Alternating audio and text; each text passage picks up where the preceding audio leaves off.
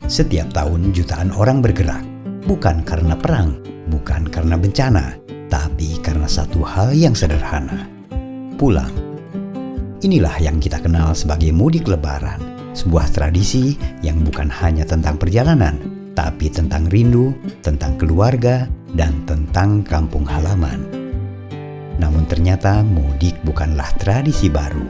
Konon sejak zaman kerajaan di Nusantara, masyarakat sudah terbiasa pulang ke kampung halaman saat momen-momen penting. Bukan sekadar bertemu keluarga, tapi juga untuk menghormati leluhur dan menjaga ikatan budaya. Memasuki era kolonial, ketika banyak orang mulai bekerja di kota, kebiasaan ini tetap hidup. Setiap hari raya, mereka pulang ke kampung halaman. Namun semuanya memuncak di tahun 1970-an saat urbanisasi meledak. Kota-kota besar seperti Jakarta jadi pusat harapan. Jutaan orang datang meninggalkan desa mereka. Dan sejak saat itu, mudik bukan lagi sekadar tradisi. Mudik berubah jadi gelombang besar manusia yang bergerak serentak setiap lebaran.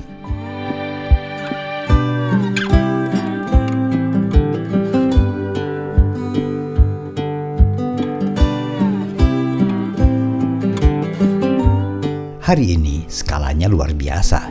100 juta lebih orang berada di jalan raya dalam waktu yang hampir bersamaan.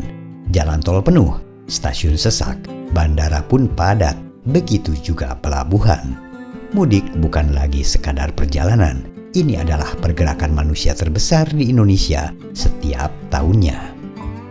Tapi di balik hangatnya mudik, ada cerita yang tak bisa dilupakan. Tahun 2016 di gerbang tol Brebes Timur atau yang dikenal sebagai Brexit, kemacetan saat itu memanjang hingga belasan kilometer. Mobil berhenti berjam-jam, bahkan berhari-hari. Orang kehabisan bensin, kehabisan air, kehabisan makanan, dan terjebak tanpa kepastian, tanpa jalan keluar. Dan yang paling menyedihkan, setidaknya 17 orang meninggal dunia. Itu bukan sekadar macet, itu adalah tragedi di tengah perjalanan pulang.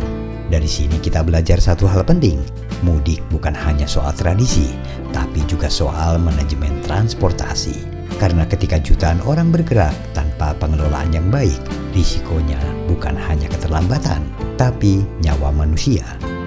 Hari ini kita berharap pemerintah mampu membenahi sistem, rekayasa lalu lintas, sistem satu arah, digitalisasi tol, hingga pembangunan jalan tol di berbagai lokasi. Semua dilakukan untuk memastikan perjalanan mudik lebih aman dan lebih manusiawi.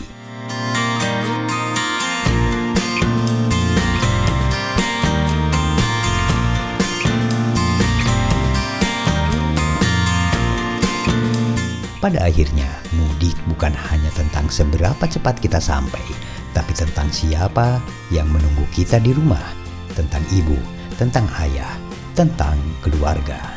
Dan tugas kita semua adalah memastikan satu hal: semua orang bisa pulang dan kembali dengan selamat.